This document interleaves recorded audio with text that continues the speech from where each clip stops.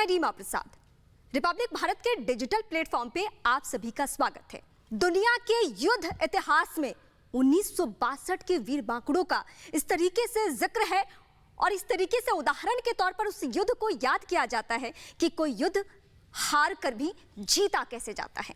1962 के युद्ध को 59 साल हो चुके हैं जो हमने चीन के साथ लड़ा, लेकिन 59 साल बाद आज हमने क्या किया, युद्ध स्मारक, रेजांगला युद्ध स्मारक उद्घाटन करके हमने अपने वीर शहीदों को एक बार फिर से याद किया।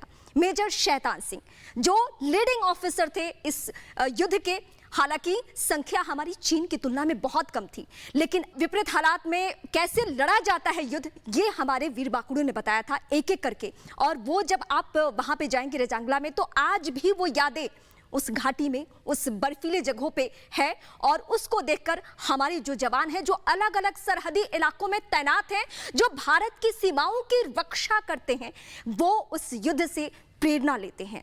उस युद्ध के वक्त का एक वाकया मैं आपसे साझा करना चाहती हूँ। लता मंगेशकर ने उसी दौरान ऐ मेरे वतन के लोगों जब गाना गाया तो पूरे देश की आंखों में आंसू था।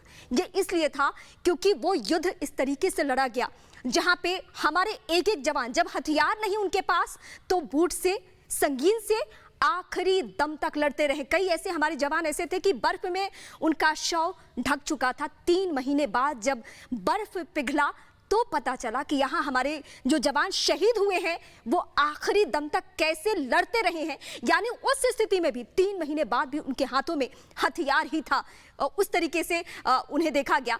तो आज हम एक बार फिर से उन्हें याद कर रहे हैं, हम नमन कर रहे हैं। 59 साल बाद भी अगर युद्ध स्मारक का शुभारंभ और फिर से उद्घाटन किया जा रहा है तो इसके पीछे मकसद यही है कि हम उस युद्ध को नहीं भूले हैं, किसी भी सूरत में नहीं भूले हैं। चाहे वो जो भी पाकिस्तान के साथ लड़ाई हो या चीन के साथ लड़ाई हो, उसके बाद के किसी युद्ध को हमने नहीं हारा है। हम हर बार जीत हासिल किए हैं, लेकिन वो युद्ध इस तरीके से इतिहास के पन्नों में दर्ज है जो दुनिया के युद्ध इतिहास में इस बात का जिक्र होता है कि हर युद्ध हथियारों से नहीं, जज्बे से, हौसले से भी लड़ा जाता है और वो एक उदाहरण के तौर पे है। नमस्कार।